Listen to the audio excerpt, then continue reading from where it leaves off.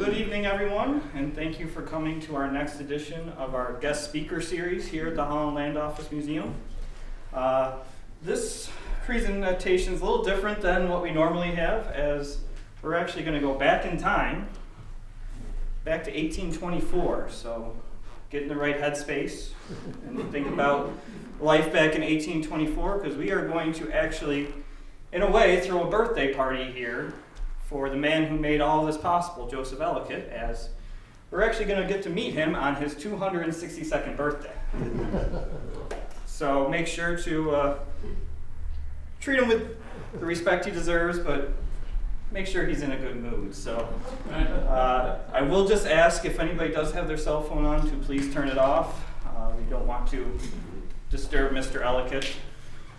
He can be kind of ornery sometimes, so just better safe than sorry. So, but without further ado, I'd like you to step back in time with me to 1824.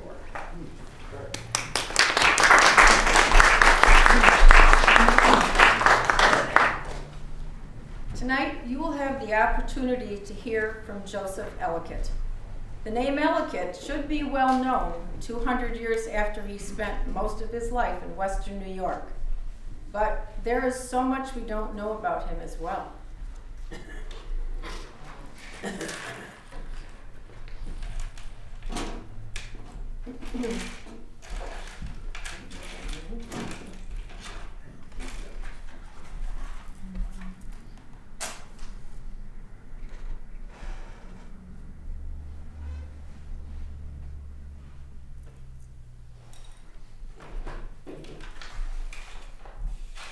I must warn you that Mr. Ellicott has been in a dark mood of late, so please be quiet as he enters.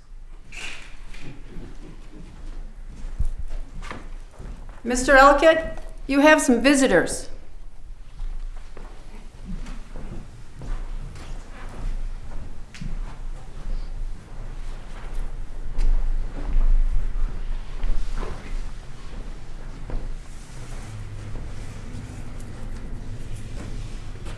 November 1st. It's 1824. But it's 3 years ago that really bothered me, when it was October 26th in 1821, and my boss of 25 years, the company I'd worked for 27 years, asked me to turn in my letter of remission. I was no longer needed. I need you to tell my story. And I'm going to try and tell it in some sequence so it means more to you, because my life worked in sequence. My goal was to make order out of a wilderness. So I'm going back to start. 1760, I was born in Bucks County, Pennsylvania. I was born an Englishman. The Revolutionary War had not started yet. A Quaker family. 9 children. Andrew was the oldest. Then there was Sarah, David, Ann. I was the middle of 9. Letitia, Mary, and the twins, Rachel and Andrew. When I was a teenager, my father decided it'd be better to move to Maryland. He was a very handy person. He had relatives who were the clockmakers to the king. They could make almost anything they wanted to, and my father could do that as well. So he wanted to go to Maryland and set up a mill. He found some land, good land, to make a mill, but the soil was not good because they'd been raising tobacco.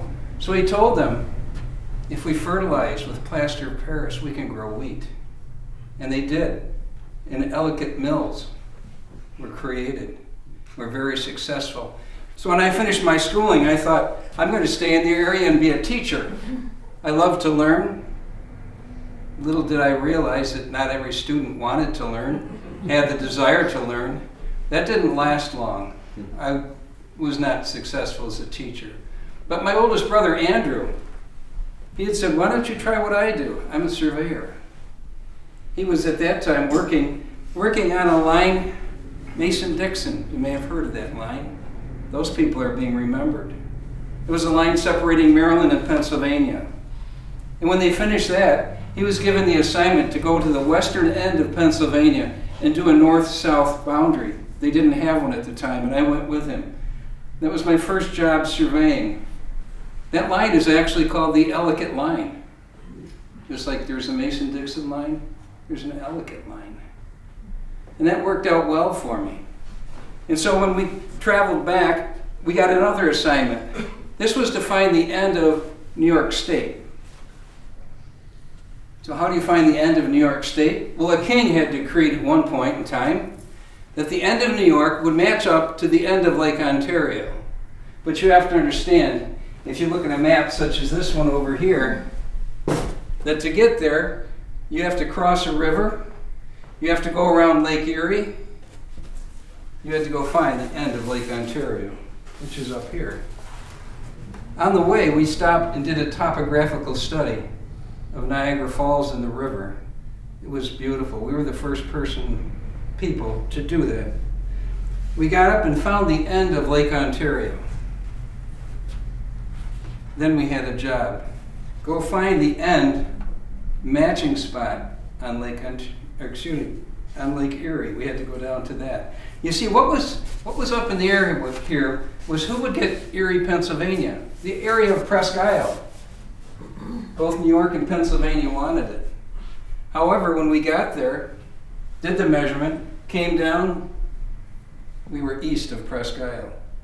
Presque Isle stayed with Pennsylvania. That line, the western line going north-south of New York State, is 18 miles, 50 chains, and 91 links long. What's a chain? This is a chain. This is how we measured things, 66 feet at a time. You had a compass. We were very fortunate because my brother Andrew had the only transit in the United States at the time. And a transit allows you to shoot lines, shoot stars, match up where you are at night.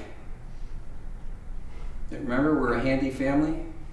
Later, my youngest brother Andrew made more transits. So we were able to use transits in various spots. So we had done that measuring, and then I was ready to set out on my own.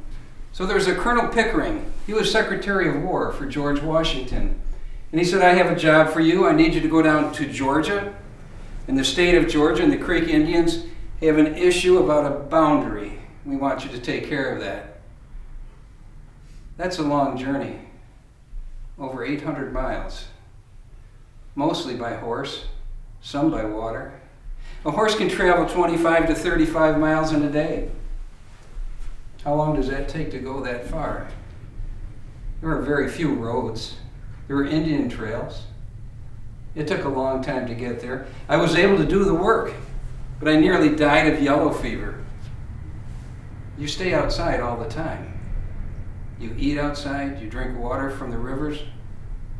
That's what you had to do. And we did it with 66 feet at a time. Now, when you think about going through a wilderness, there's not open paths. There are trees. There are rivers, creeks, lakes, and the straight line is taking you somewhere. You go that direction, 66 feet at a time. If you can do 88 of those, you get a mile. So if you're going to work for me, you have to be able to count to 88. That wasn't a task everybody could do at the time. And I was very demanding, I was brusque, and I got the job done. Not everybody wanted to work for me, but everybody wanted to hire me because I got the job done. Now, when I was finished in Georgia, I went up into an area, the Capital District. They were making a new capital for the United States. They were going to replace Philadelphia with Washington, D.C. is what it became. My brother Andrew was working there, and he's working with a man by the name of Pierre L'Enfant. Now, at that time, if you came from Europe, they thought you were much smarter than somebody who lived in the United States. So Pierre L'Enfant, of course, he was the lead surveyor at the time. However, he had a falling out with those who were above him, and he left and went back to Europe. However, he left a great idea, an idea that I used in 1804 when I laid out the city of New Amsterdam, which some of you would call Buffalo Creek and later called Buffalo. This concept was lay out streets not in parallels and perpendiculars, but like a hand, radiating out. That was a great idea L'Enfant had, and I used it when I laid out New Amsterdam in 1804. I thought that was great. My brother Andrew became the lead surveyor for Washington, D.C. I worked with him. Our younger brother Benjamin worked with him as well. Our brother David worked with us only a little bit, and he sort of disappeared once or twice. Now what's interesting, one thing I didn't mention, when we moved from Pennsylvania, Bucks County, Pennsylvania to Maryland, the 9 children, we took 5 neighbor kids with us. Their parents had died. Their parents' last name was Evans. Later on, 4 of the Evans kids married 4 of the Ellicott kids. We were a very close family, I guess you should say, at that point. Okay, so I finished in Washington area, and I was coming back up, and there was a new group in the United States that had been buying up large amounts of land because they had large amounts of money. They were the banking houses, let's say, of Holland. That's where the money of the world was. The United States needed to fund a revolution. They went to Holland to borrow. France was doing a revolution. They borrowed from Holland. So Holland was here speculating. They had bought land in Pennsylvania. They had bought land in Delaware, many of the states around. Now they were looking at land in western Pennsylvania. And the surveying team wasn't doing a good job, and they knew I could do a good job, and they asked me to step in. So I did. I went and finished their surveying for them. I wrote a 58-page report for them. You see, when you're a surveyor, you just don't write hot distance. You write about the trees. You write about the salt licks. You write about places that would be good mills, ponds, etc. Things that would be useful for them when they're trying to sell the land later. My report said it's not good land to buy. So they didn't. And they took and looked north into New York State, the whole western end of New York State. It's sort of, this map shows quite well. It's like here's Geneseo over here, and that's west. 3.3 million acres. I believe that's about 5,000 square miles. And that's what they were thinking of purchasing. But there's a problem. A man owned it by the name of Robert Morris. Robert Morris also helped fund the Revolutionary War. He had a lot of land. This was just one of his holdings. But he was running out of money, so he thought he could sell it. But there's a problem. Senecas owned the land also. So in order to resolve that, they got Washington involved, or not Washington, it's actually Philadelphia. So they sent their government representative, last name of Wadsworth, and they had a big meeting at Big Tree, what we'd call Geneseo. Morris paid for the whole thing. He sent his son, Thomas, to negotiate. Wadsworth was there. I was there, but not because I was going to be in negotiations. I'm the surveyor. The Holland, actually, the Dutch banks formed a group, the Holland Land Company. They sent some representatives. And the Senecas were led by some pretty good negotiators. One by the name of Red Jacket. You probably have heard his name. His name lives on. Corn planter, farmer's brother. They were all involved in this get together to try and figure out how you could sell the land. Who would get ownership of it? Well, after about 3 days, alcohol became involved. Negotiations fell apart. So what do you do when that happens? You use bribery.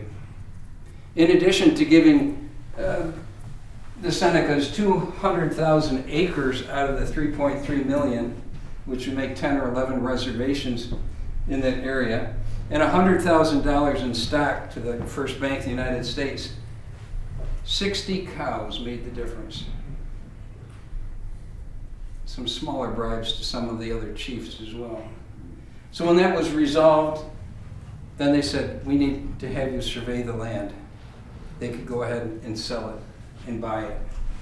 So my first job was I went up to the Lake Ontario shore, traveled along Lake Ontario shore, went down some areas I've already done, the Niagara River. We had already done the western boundary of New York State. Went along the southern boundary to lay out what was going to do. Then I had to plan it. How do you survey, how do you organize a wilderness? How do you find out what's there? So I hold up in Philadelphia. Oh, by the way, to get to Philadelphia is not an easy task. To get to Philadelphia, you'd basically take a horse trail to get up to Canandaigua. Canandaigua was very important at the time because this would become one giant county called Ontario County. Canandaigua was the seat. So if you got to Canandaigua, you could take a stagecoach because they had better roads from that point on. If you got to Albany, you could take a boat down the river to Philadelphia.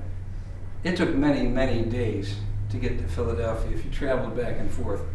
But when I was there, I decided to lay out what was going to happen. So I attacked this as though it was going to be an army at work.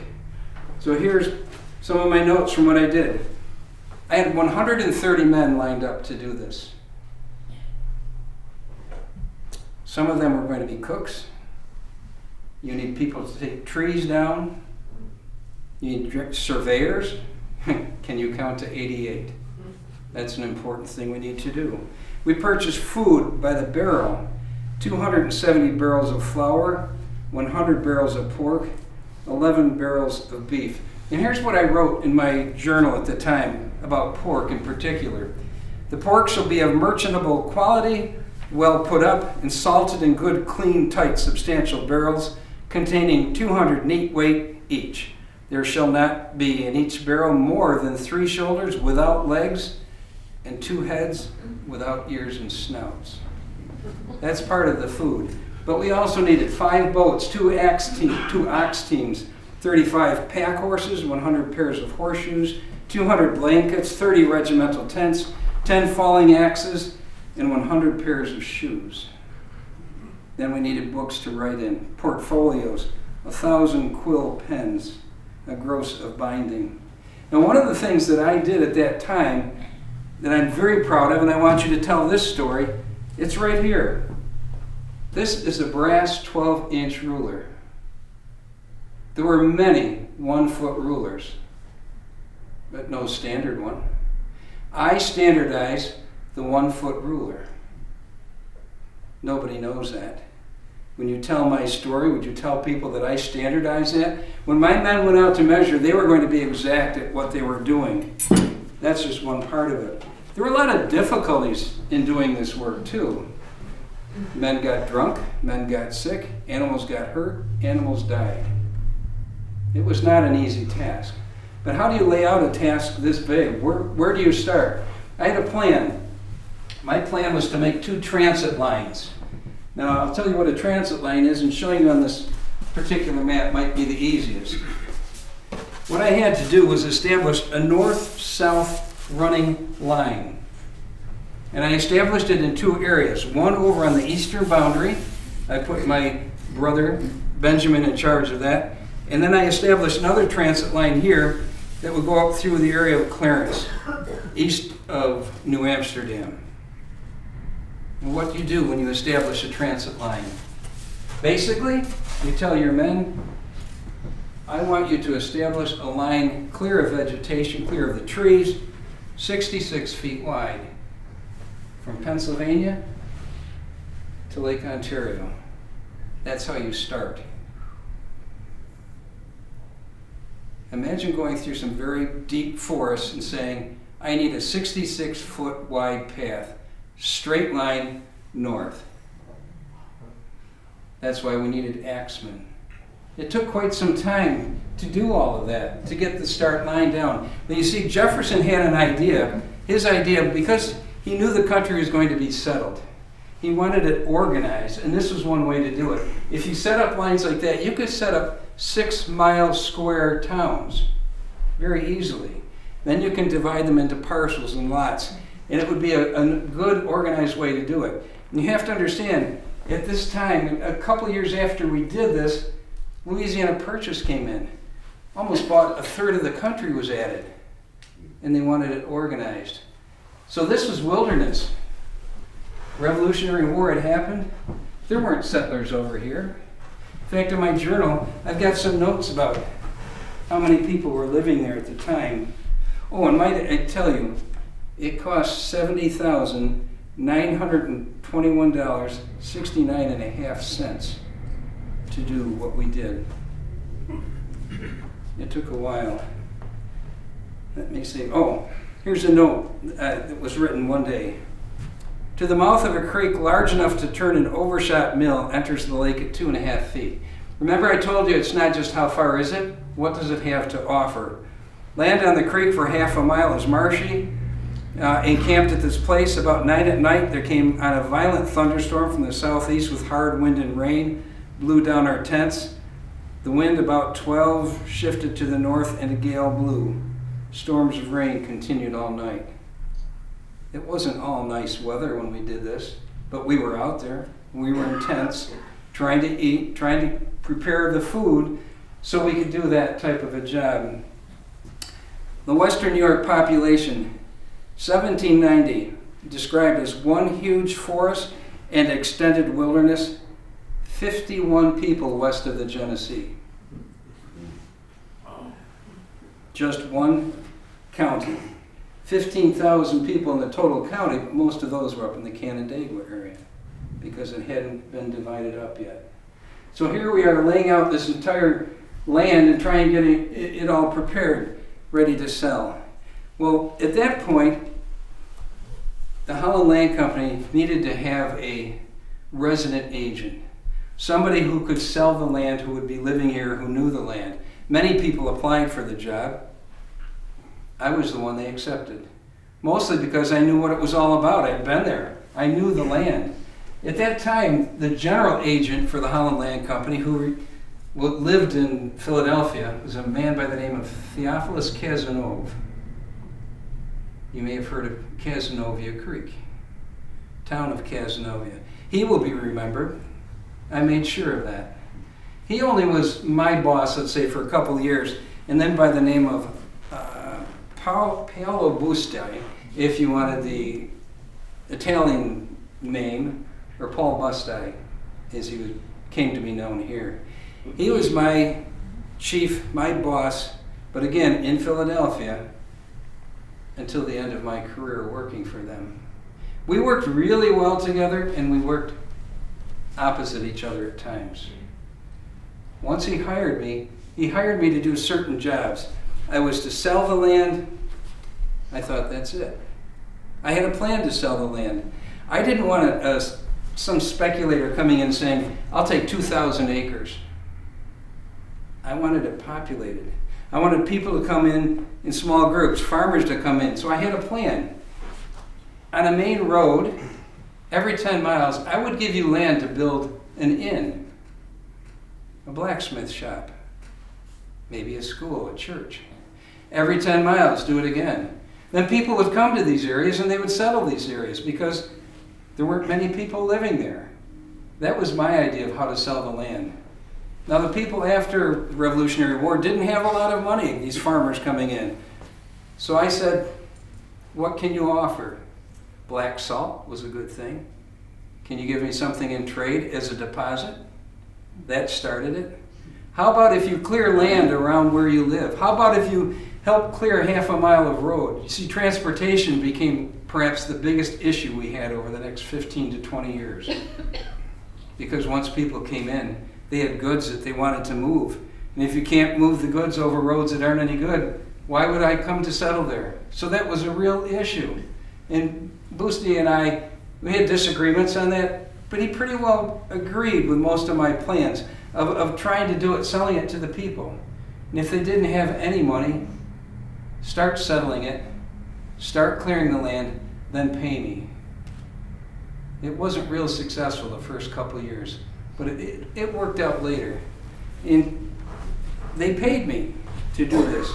In my journal, I jotted down a couple notes of my pay. As resident agent, I made $1,500 a year in 5% sales for a while. Then increased to $5,000 a year plus 5% commission. And I also received 30,000 acres, which I later turned into some valuable property. Some places in an area that I called New Amsterdam and people called Buffalo. some very valuable property because I could see a future there. But now we're getting into the early 1800s. And around that time, we were thinking about how are you going to move things back and forth across this area. And so initial thoughts, actually around 1810, 1812, they thought the New York State, how could we get goods from down here? Because New York was starting to grow, starting to catch up to Philadelphia. Philadelphia had 70,000 people, New York was 30,000. They thought, what if we could just start it with a canal going up through there? They said, well, nobody's living up in part of that area. I've got a wonderful description of Rochester, an area being settled around that time. Let's see. Oh, Batavia? I wanted to name it Busteyville. He didn't think that was good enough. He wanted Batavia because that means good land, from the Netherlands, actually. So 1802, I set up in Batavia, the Holland Land Office. Our population in 56 people in 1802. It increased to 230 people the next year. That was doing pretty well. By 1810, the village of Batavia had over 1,100 inhabitants, and the town of Batavia had over 3,660 inhabitants. But you have to understand something was going on with the properties that I'll get to in just a minute. I want to describe Rochester. 1809. The Rochester site was described by a state legislator as a godforsaken place inhabited by muskrats, visited only by straggling trappers, through which man nor beast could gallop without fear of starvation or ague. Batavia was a great place compared to that. Canandaigua, however, remember that was a county seat for all of Ontario County, compared to Canandaigua at the time, which had 120 handsome houses, most of them wood and painted white.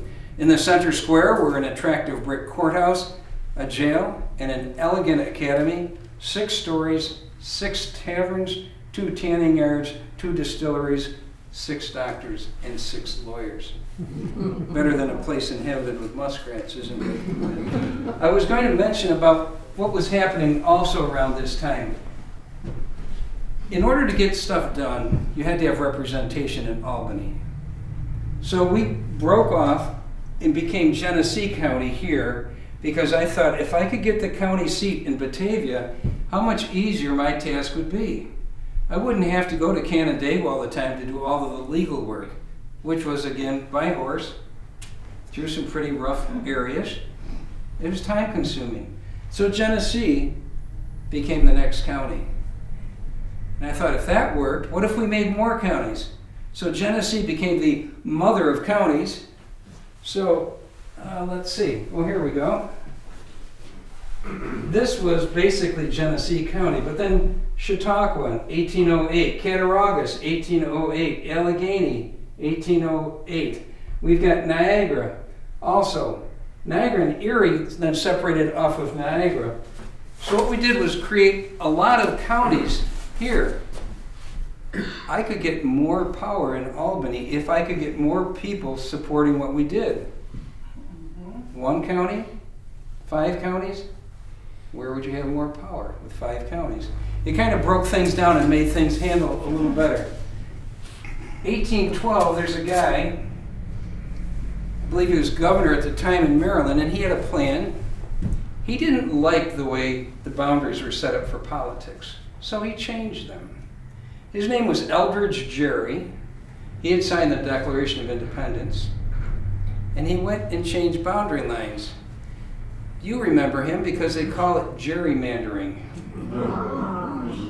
But there's no Ellicott mandering. I think mine was even more clever. It worked very, very well at the time. But then we've got things going on like the War of 1812 was happening. So now we're back to thinking about trying to get water and transportation across to this area. Well, the War of 1812 stopped everything for a while. We even got out of Batavia briefly. The British went into Black Rock, which was the biggest city at the time, much bigger than New Amsterdam and Buffalo, as they were calling it by then. Did a lot of burning of the properties. But once that was resolved, the idea of this canal across the state, this grand canal, could continue and could happen. Now we're going to meet a man by the name of DeWitt Clinton, a name you probably have heard his name. We were good friends a lot, then we weren't. We worked together a lot, then we didn't. He was a real politician. One of my nephews actually was in Albany as a state senator. And David wrote this about Mr. Clinton. The fact is, Mr. Clinton is very fond of flattery. His hobby horse is a wish to be thought the greatest man in the state, and any man who tells him that is sure to be taken into favor. He was lieutenant governor, he was a mayor, he'll probably become governor at some point in time. He's that kind of person.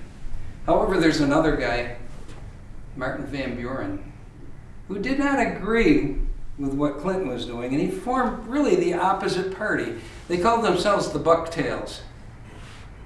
They would take the tail of a deer, pin it on their jacket, and they were a political party, not officially called the Bucktails, but called the Bucktails. I think he's going somewhere too. Watch for his name, Martin Van Buren.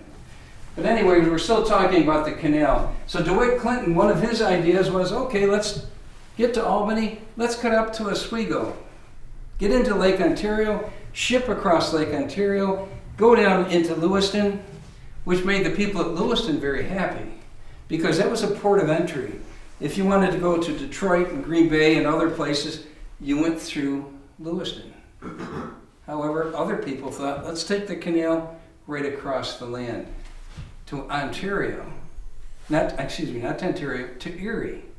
If we could get to Erie, and that was my backing, look how much of the Holland Land Company properties you'd have to go through.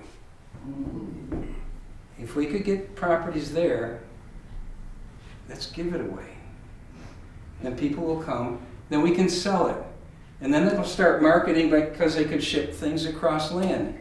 And eventually Clinton gave up his idea and saw my idea as being a better one. So they decided, okay, we'll go across that way. Then became another decision. Are we going to go above the escarpment or below the escarpment? My idea was above the escarpment. So I sent one of my relatives and had him go to Tonawanda Creek and watch the water flow and find out, is there enough water flow to fill a canal? It didn't look good. Also, it was 71 feet above Lake Erie, and water doesn't go uphill very easily. So the idea that went out was below the escarpment. So then there's one more idea. Where should it end? Should it end at Black Rock or the Buffalo Harbor? Now, the people who had invested in Black Rock really wanted Black Rock to be the end of the Erie Canal. Because think of all the money that would be coming out of there with the shipping. Because now you could ship things back and forth from the inside of the country. Remember, Louisiana pork purchase? Country is growing. It's getting bigger by the minute. So it went to Lake Erie, Buffalo. That was going to be the center. That was where things were going to happen. So they thought, okay, that's good. We finally decided, and it was at a time that DeWitt Clinton favored me. He didn't always. It was in 1817. He wrote, I'll find this in my journal. Okay, Clinton was referencing the approval of work on the canal across New York and passage of the bill by the New York legislature in 1817. He said, I cannot leave this place without congratulating you upon the success of the canal bill. It has become a law by large majorities in both houses and after much opposition, some of it his. But they'll remember DeWitt Clinton. They actually put me on the initial 5-man board of the canal. And I served there from 1816. They started it in 1817. And by 1818, I was having difficulties. Difficulties with dark periods in my life. People did not like my brusque, blunt way of saying and doing things. Paul Bussai, who was in Philadelphia, who was my boss, the general agent, He had only made 2 trips to Batavia. One in 1805, next one in 1821. You'd think that he would come more often. He trusted what I did. He didn't like politics. He kept telling me, don't get involved in politics, don't get involved in politics. But in the beginning, in 1800, I believe it was now, I became the county treasurer because I knew if I knew where the county's money was, I would know where our money could come from. He agreed to that. He did not agree to some of my other political moves. And then I had an idea, well, actually, Bust I had an idea, what if we sold all of the unsold land to the state? I think the Dutch investors wanted to get their money and get out. You see, it was becoming a time where foreigners were called aliens. And more people now were moving into the areas of Western New York. And they didn't like the fact that their money was being shipped to Europe. So they were trying to get out of the business, let's say. But the state would not agree to purchase it. So in 1818, I resigned from the canal board. And then I had an idea. What if I could find investors? And we could purchase the unsold lands.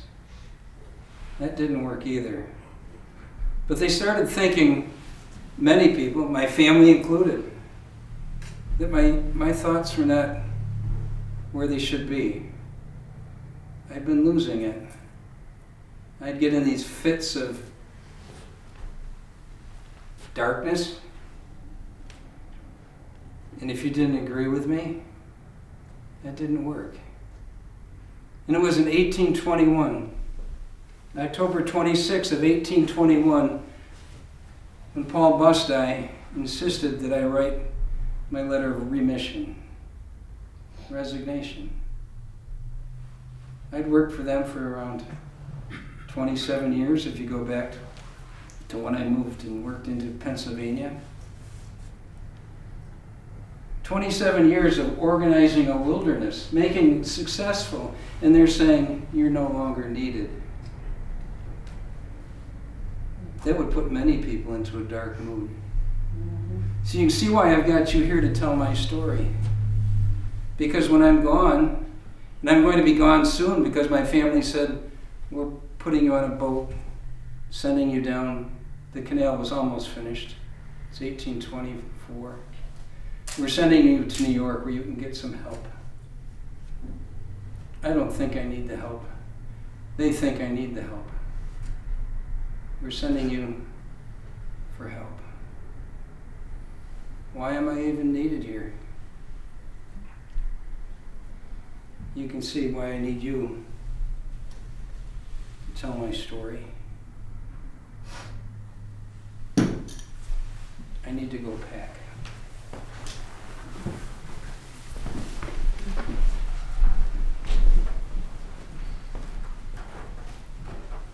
Joseph Ellicott's health declined rapidly after he was sent to the Bloomingdale Asylum in New York City in 1824. It was written that, quote, life became a twisted world of tormented thoughts, whirling confusion, and deep moroseness, unquote. It was at the asylum on August 19, 1826, that Ellicott took his own life by hanging himself at the age of 66. He was originally buried in New York City, but later reinterred in a family plot in his beloved Batavia.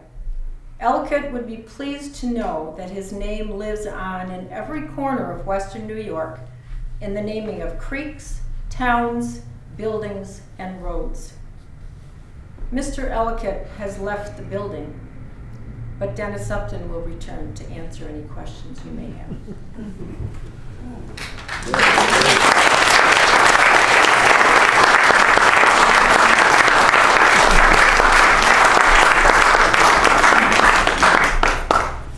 I think I should have Ryan up to answer all of your questions.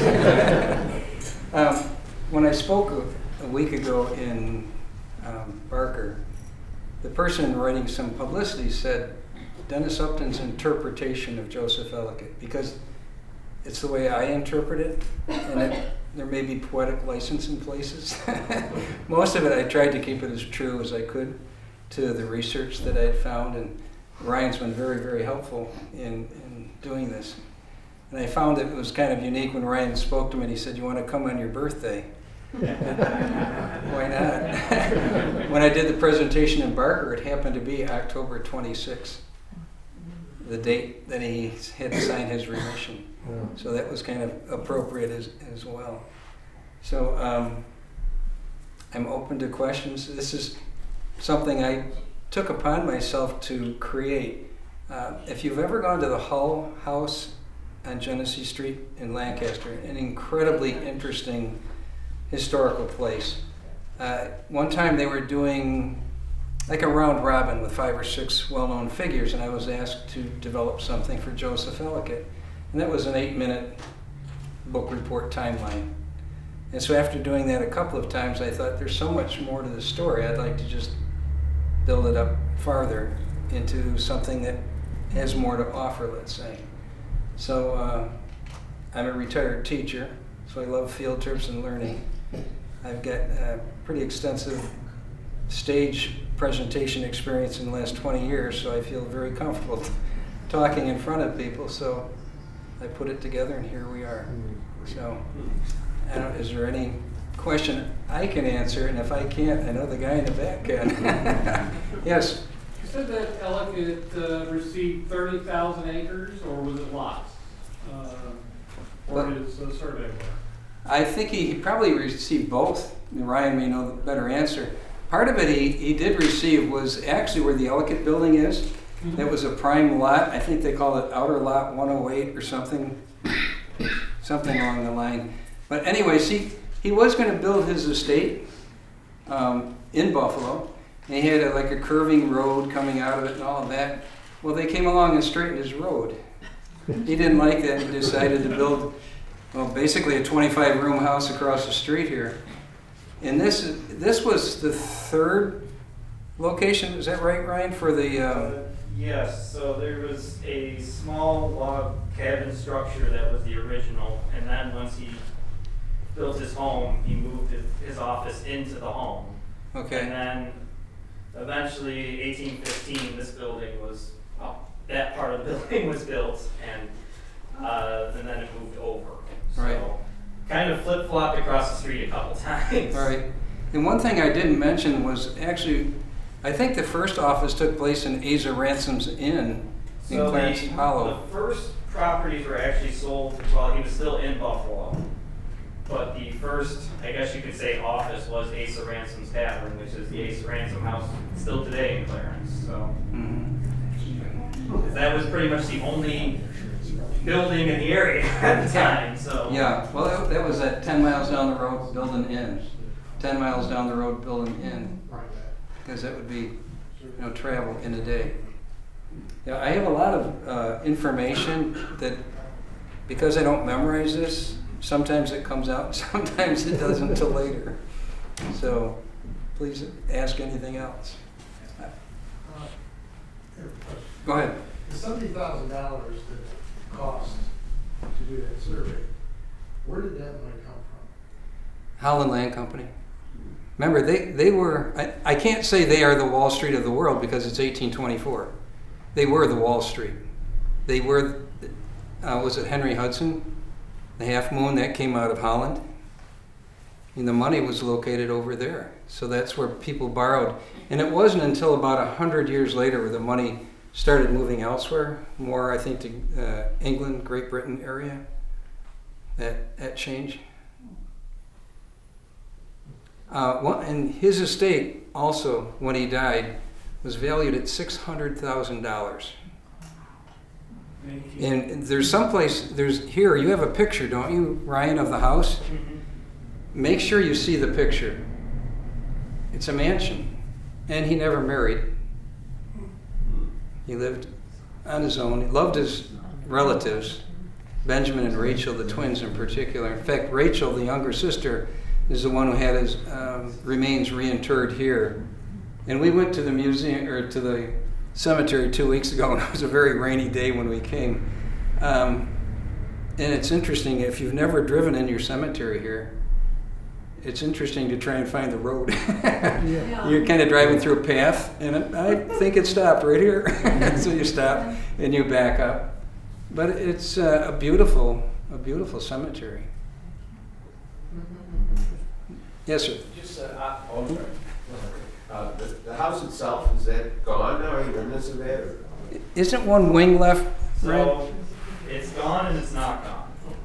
The complete structure doesn't exist anymore, but what they did is they demolished the center part, which was the largest part, but both wings supposedly had survived. So the one wing is actually not officially, there's no official claim, but we think is across the street from us here. It's actually behind the apartment building right across the street. It looks like a big garage. Then the other one is down Thomas, but it's been, the position has been altered, so it's facing the opposite direction of where it was originally faced. So the wings still exist, but not as they existed for the Ellicott Mansion, and the majority of it doesn't exist So anymore. they moved those things around? Yeah, so the building was torn down in 1883 when these development of these side streets off of Main Street were put in. And those were deemed more important than the Ellicott Mansion, so down it went. One thing I didn't Adjusted for it as they went along. that I didn't mention was his father built an 8-foot clock, 4 sides, that would do 24 different chimes, one on the hour. Again, a very handy person. And evidently his mother left it to him in his will, so that would have been in the mansion across the street. That had 10 rooms, from what I've read, on the first floor, 10 on the second, and 5 in the attic, which is pretty good for a person who never married. And a Joseph Ellicott Sr. clock is actually in the Smithsonian at the Museum of American History. Wow. One very similar to the one that was in the Ellicott Mansion. Not the same one, but very similar design.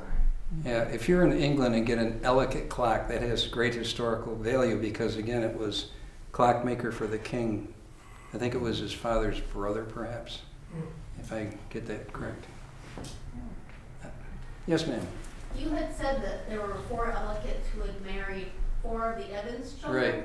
And I imagine one of them was David Evans Yes. from the town of Evans. Were any of the other brothers somehow associated in the work of Joseph Ellicott? A lot of the nieces and nephews, I think they call them the big family. There's something like that I was reading in that Chazarov's book or something. He had a very extended family, a lot of them Evanses, and then other names also. In the town of Evans, named after the family, prime real estate on the lake. David Evans was a nephew, not a Yeah. brother, Okay. or brother-in-law, but Yeah, he was right. Rachel's son. Yeah. And he, excuse me, I think he wanted him to get into politics so he'd have a family member knowing what's happening. Was there much in the historical record on his decline, his mental decline, when it started? And, the darkness, as you described it. Not a lot, and there's even some discussion, and Ryan brought it up one time, that it may have been related to a sexually transmitted disease even. Oh, okay. So, But how do you prove it this far back in history? But there were many references to his brusqueness, bluntness, directness, mood swings. So I again, in my interpretation, I focus on that because sometimes you go the other way too fast, and I don't know, it's easier to say I'm in a dark mood because something like that. So. Would Ellicott have had any dealings or with Morris? With Morris? Yeah. Not really, because when you think of it, Ellicott was employed by the Holland Land Company to do stuff. Morris would have been an equal to the Holland Land Company. So, He said he was the richest man in the country at the time, Morris was. right. right. I just didn't know if they had a relationship. I'm sure they would have met, or his son would have. His son was one actually who would have been at the treaty. Right. Yeah. And I went to Geneseo, and there was always a tree in the middle of a great big field there. And when I heard of this thing, the big tree treaty, I'm wondering, no, maybe it could have been that tree, you know? It's not that tree. Yeah. It's on the Silver Lake, that's the big tree down there. Is it? Yeah. Well, the big tree from the treaty actually washed away in the 1850s. Did it? Okay. Big tree, Matthew. So do you have any more questions All the for big trees, but not the big tree. questions for Ryan too? Because again, it's the first time I met Ryan. It's kind of interesting. This is just a side note. My last name is Upton. When I came here, you had two big pennants hanging on the front, Ellicott and Upton. So I remember coming in and saying, my last name is Upton and I'm a reenactor of Ellicott. What have you got? An awful lot, let me tell you. It's an incredible museum. So when I do these presentations elsewhere, one of the things I talk about is this museum and telling people to come here because there's so much, so well displayed. And your presentations that you have and going online, that's how I learned some stuff. I went online and just watched some of the talks that Ryan had given about Benjamin or Andrew. And Andrew actually wound up teaching at West Point also. So that's another thing that I can't include because it happened after 1824. Yeah, somebody had asked me, where do you want a PowerPoint to happen? I said, it's 1824. I don't even have Scotch tape. Ryan at one time told me that Ellicott's journals were in Maryland somewhere. Is there another museum or some? Well, his writings are kind of spread out. There are some that stayed with the family down in Ellicott. There is a museum in Ellicott Mills. There is. Their historical society. But some of the things are in Philadelphia. Some of the things are in Albany. Some of the things are in Buffalo. And there's even been bits and pieces in private collections around as well. So really, sadly, things did not stay centralized in that sense, but wherever the Ellicotts roam, some of his stuff did end up going. But there's still Ellicotts, at least from Andrew's line, that live in Western New York. So they didn't completely leave us altogether. So. And it amazed me when I recently read that Husay only came to Batavia twice during that whole time. Okay. You know, and he was 26 years. in charge of this whole area. So it was up to Ellicott, who must have traveled a lot to Philadelphia, which is why I try and describe how difficult that travel was, because it was horse to Canandaigua. And I guess you could take some waterways also through the south, New York, Pennsylvania, you said? Eventually get to the Susquehanna and make your way down that way too, but that wasn't necessarily that much quicker, but it might have been slightly easier at least in terms of overland travel. Now, when I grew up in Wilson, there was a stone in our front property, and it's another thing I forgot to mention. One of the things that Ellicott did was, instead of slash marking as they went through the woods and wherever, they put stones in place. He wanted it more permanent. And we had a stone, and this is my cousin sitting here. My mom always would tell us, that's a Holland Land Company stone. Now, we were talking to a surveyor who did a wonderful presentation here 2 weeks ago, and he said, I'm not sure that is. Unless it says like a number and a letter, it might not be, unless it would have worn away. So I'm trying to track that down through the Wilson Historical Society, because there's some information there that I could find out too. So, yeah. Do you know if you are at all related to Erie Canal? No, just unless I should be, and that makes me more powerful or something. You're not a descendant or? No, but I get paid to make things up, so I could make up a very nice story about great It's 3 greats, right, Kathy? Grandfather Emery? Yeah. Yeah. He hasn't made it to our reunion, though, in a long time. But no, I'm not part of the Emery group. But I do have birthday cookies back there. And because it's my 262nd birthday, as Ryan said, so please help yourself. So thank you for coming.